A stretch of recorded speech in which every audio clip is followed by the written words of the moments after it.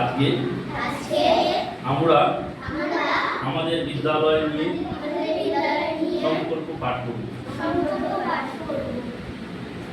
আমরা দক্ষিণ দিননগর উপেন্দ্রমোহন প্রাথমিক বিদ্যালয়ের ছাত্রছাত্রী।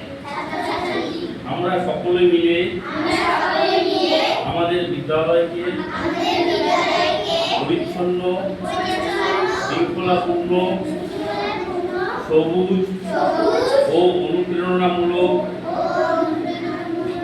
জ্ঞানপীঠ হিসেবে গড়ে তুলব ও তা বজায় রাখব। আমরা আমাদের বিদ্যালয়ের সম্পত্তি, সময় ও সম্পদের প্রতি জাতীয় সম্পদের মতো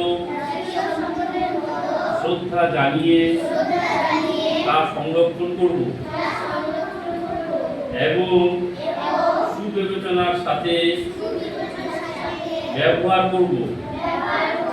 আমরা বিদ্যালয়ের এমন একটি পরিবেশ সৃষ্টি করব যেখানে কোনো রকম বৈষম্য থাকবে না। আমরা সকলে সমানভাবে শেখা ও শেখানোর পথে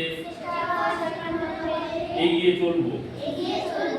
আমরা শিক্ষাকে শুধু জ্ঞানের মাধ্যমে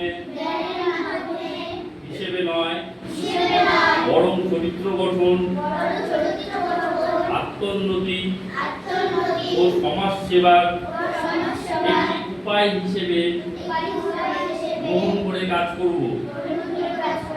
আমরা এই বিদ্যালয়কে শুধুমাত্র একটি প্রতিষ্ঠান হিসেবে নয়,